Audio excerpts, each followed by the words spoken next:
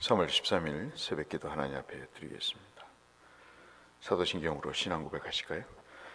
나는 전능하신 아버지 하나님 천지의 창조주를 믿습니다. 나는 그의 유일하신 아들 우리 주 예수 그리스도를 믿습니다. 그는 성령으로 잉태되어 동정녀 마리아에게서 나시고 본디오 빌라도에게 고난을 받아 십자가에 못 박혀 죽으시고 장사된 지 사흘 만에 죽은 자 가운데서 다시 살아나셨으며 하늘에 오르시어 전능하신 아버지 하나님 우편에 앉아 계시다가 거기로부터 살아있는 자와 죽은 자를 심판하러 오십니다. 나는 성령을 믿으며 거룩한 공교회와 성도의 교제와 죄를 용서받는 것과 몸의 부활과 영생을 믿습니다. 아멘. 찬송가 214장 찬송하겠습니다. 찬송 214장.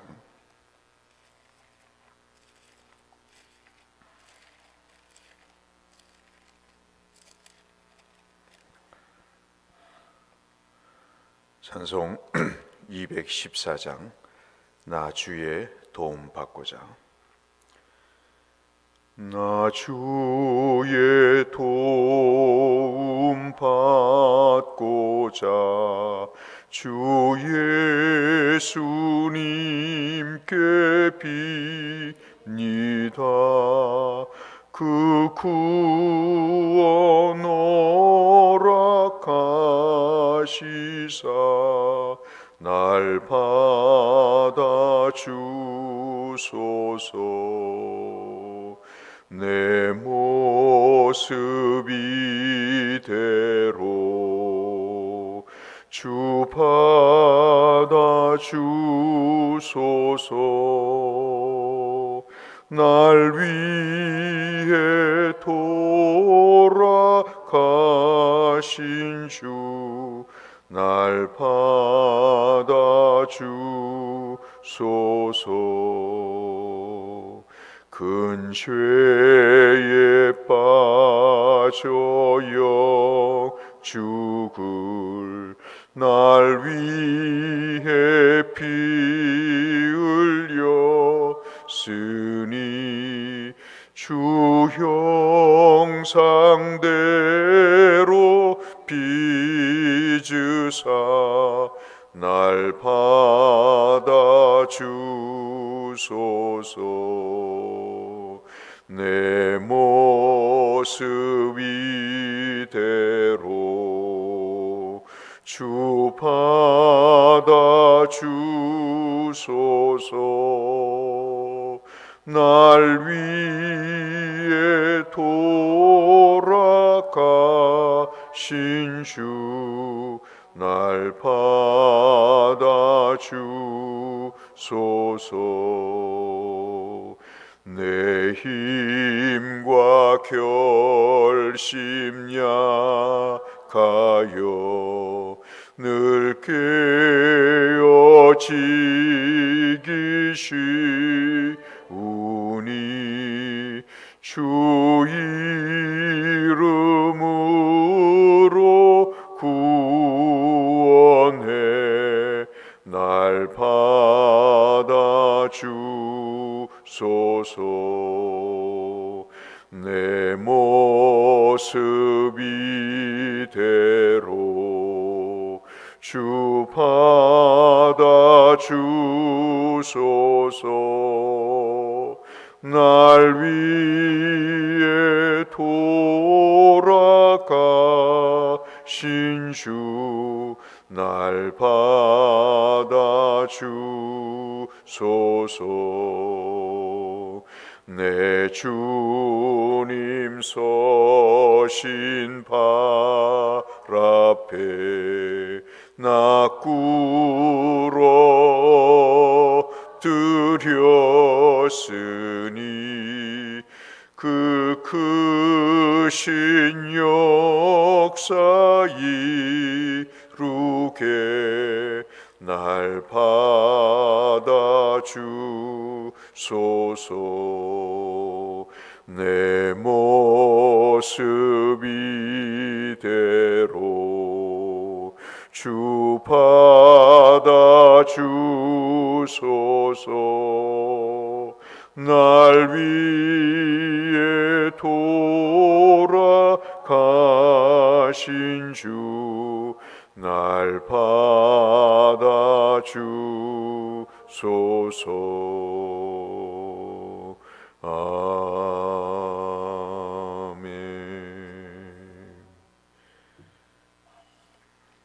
이 아침엔 룻기 2장 말씀을 함께 보겠습니다.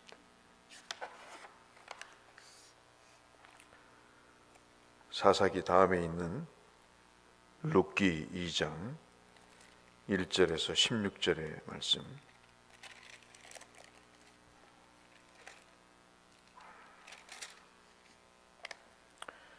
구약 403쪽에 있는 룻기 2장 1절에서 16절의 말씀을 보겠습니다. 오늘 성경 읽기 범위는 룻기 1장부터 4장까지입니다. 나오미의 남편 엘리멜렉의 친족으로 유력한 자가 있으니 그의 이름은 보아스라.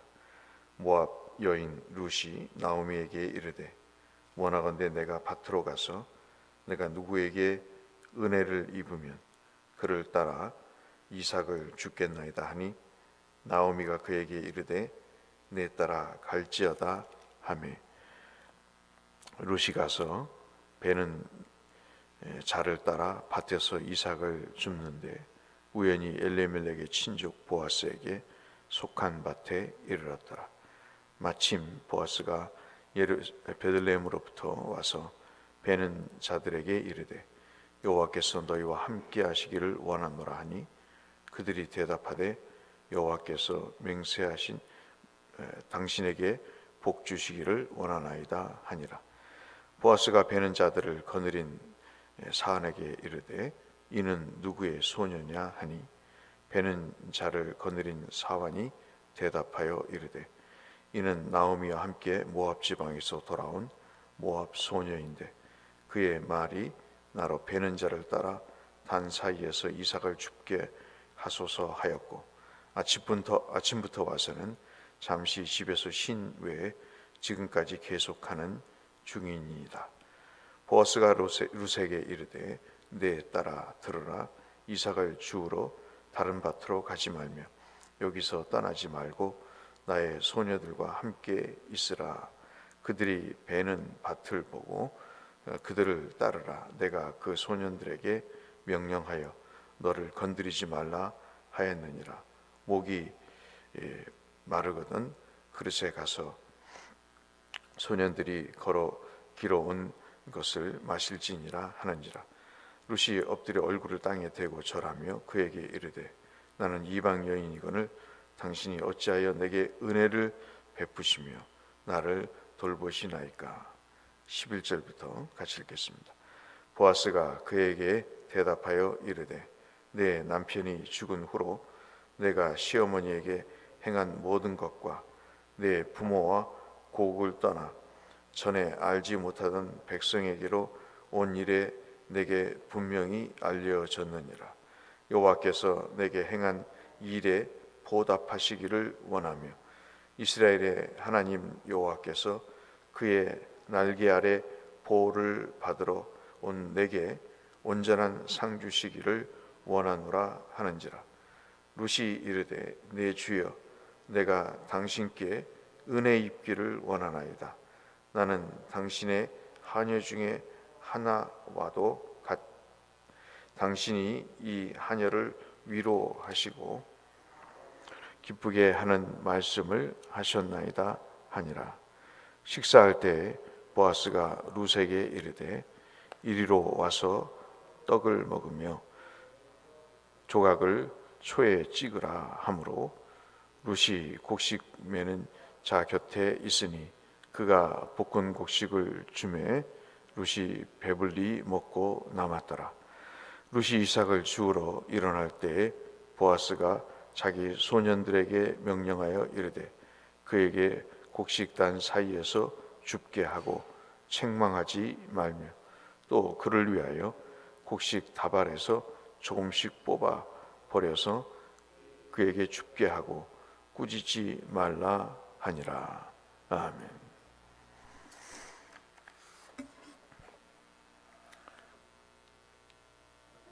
얼마 전에 보아스를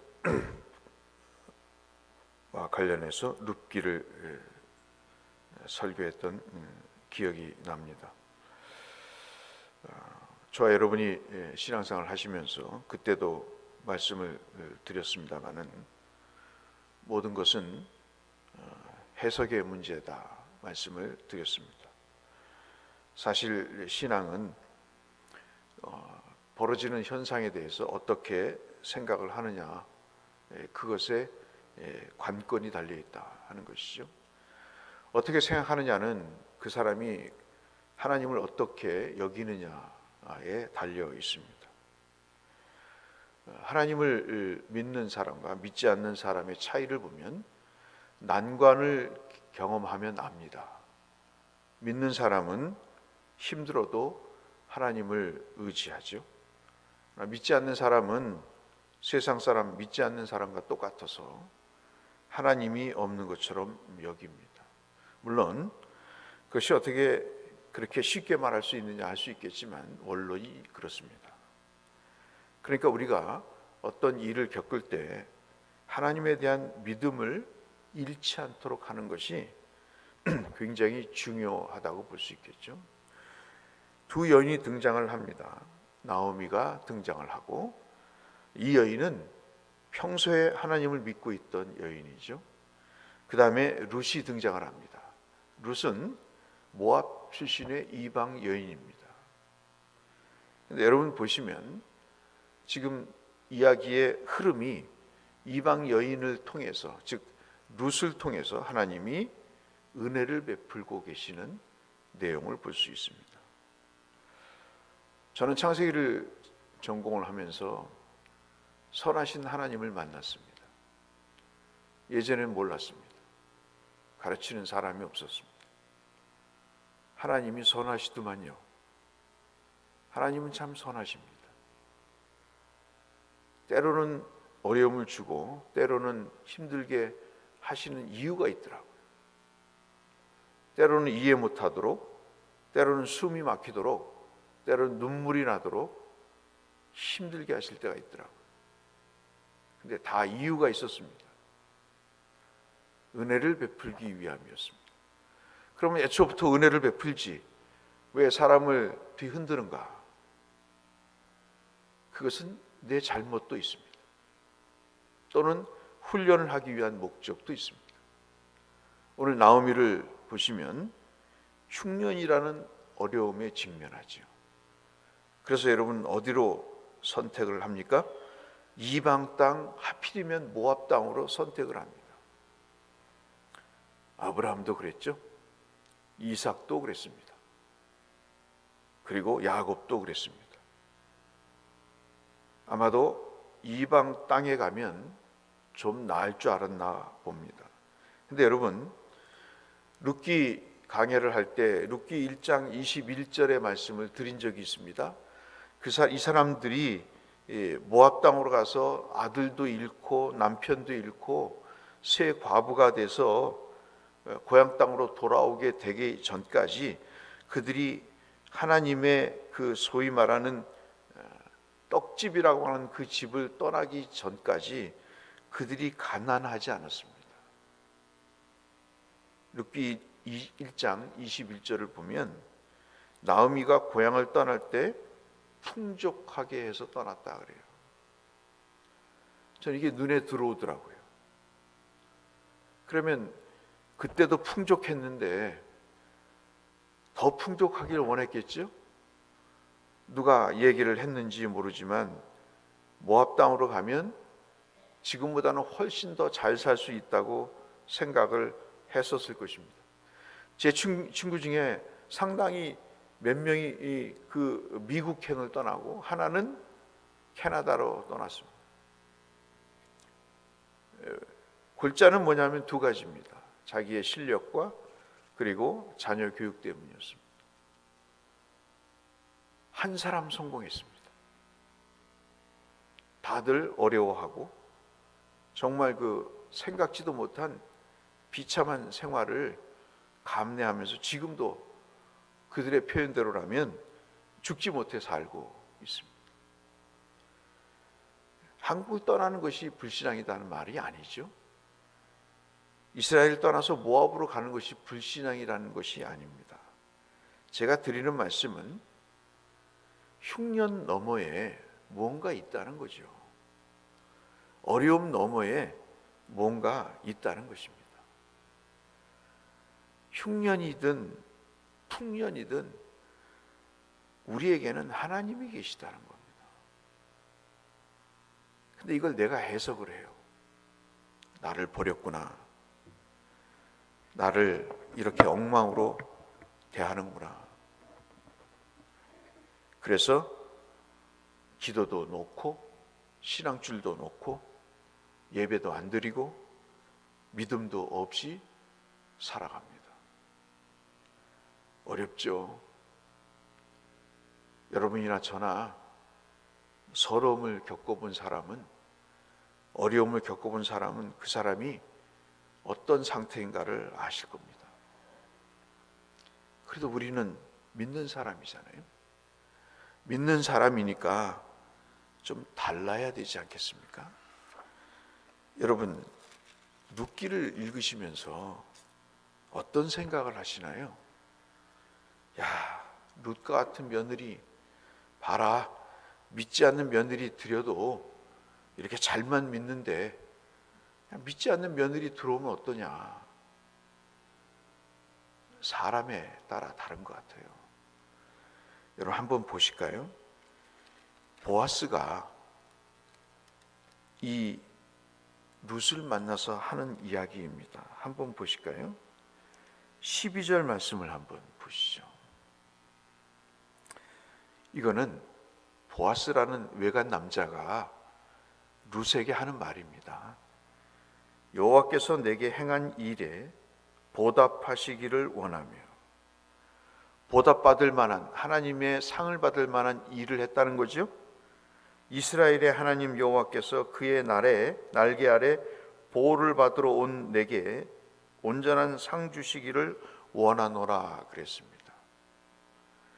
이 이야기는 나오미의 얘기가 아니고 룻의 얘기입니다. 이 룻의 여자가, 이방 여인이 어떻게 여호와의 보답을 받습니까? 이 여인이 여호와를 어떻게 알아서 여러분 그 날개 아래 보호를 받으러 온다고 이 보아스가 예뻐서 그랬을까요? 어떤 신학자 그러더라고요. 보아스가 룻을 딱 보는 순간 마음에 들어서 그 외모에 반해서 이런 일을 했다고. 난 그 사람이 어떻게 그렇게 유명한 사람이 됐는지 모를 정도로 그런 이야기를 주석에 썼더라고요. 근데 여러분 잘 아시잖아요. 룻의 고백을 아시잖아요. 1장에서 너도 네 동서처럼 그냥 떠나. 세상 말로 팔자 고쳐. 그러니까 뭐라 그러죠 룻이? 어머니 하나님이 내 하나님이라. 참 신앙생활 하면서 느끼는 게 뭐냐면요, 처음 믿는 사람이 더 열정적이에요. 오래 믿은 사람보다 정말 예수를 믿어서 한창 뜨거운 사람이 더 잘 믿는 것 같더라고요. 그래서 주님이 처음 된 자가 나중되고 나중된 자가 처음 됐다고 말씀하신 걸까요? 나오미와 룻의 차이점이 있다면, 굳이 이것을 인물 중심으로 얘기한다면, 나오미는 평생을 하나님을 믿었어도 흉년이 오니까 좀 더 잘 살아보겠다고 그 흉년 너머에 계신 하나님이 보이지 않는 거고, 시어머니와 결혼을 해서, 남편과 결혼해서 시어머니를 만났더니, 하나님을 믿는 시어머니를 만났더니 그 하나님이 대단한 하나님이었어요. 남편 잃고 가세가 기운 것은 나오미뿐만이 아닙니다. 오히려 더 불행한 여인은 젊은 시절에 과부가 된 룻 아니겠어요? 근데 한 여자는 자기 집안으로 떠나고, 룻은 끝까지 시어머니의 치마를 붙들고 당신의 하나님이 내 하나님이고 만약에 내가 어머니를 떠나면 벌을 받을 것 같습니다 하는 이야기를 하게 되는 거죠. 그래서 보아스가 뭐라고 이야기를 합니까? 마침 출장에서 돌아오니까 어떤 한 여인이, 눈에 띄는 여인이, 평소에 안 보이던 여인이 보이길래 누구냐고 하니까 모압 지방에서 돌아온 모압 소녀라고 6절에 말하죠. 그래서 이삭을 줍고 있습니다. 그랬더니 8절에 보아스가 다른 밭에서 이삭을 줍지 말고 자기 밭에서 주우라고 얘기하며 9절에는 그 소녀를 건드리지 말라고 당부까지 합니다. 목이 마르면 물을 주고, 그리고 10절에 와서 그 룻을 만나죠. 그 여인이 얘기합니다. 외간 남자에게 이삭을 줍게 해달라는 거죠. 은혜를 베풀어 달라는 것이. 근데 여러분 11절, 아까 우리가 봤던 12절 앞에 남편이 죽은 후로 내가 시어머니에게 행한 모든 것과, 인간적인 대우죠. 사람이 신앙이 들어가면 인격도 변해요. 철이 들 정도가 아니고 사람이 믿음 생활을 하면요, 이게 참 달라지는 겁니다. 삶이.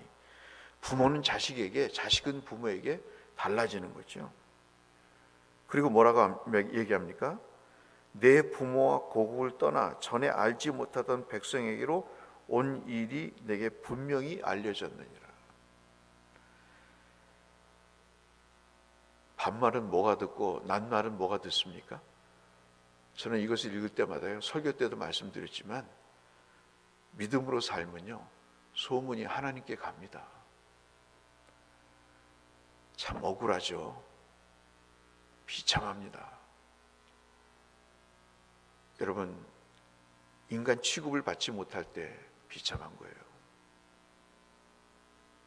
그때 눈물을 닦습니다.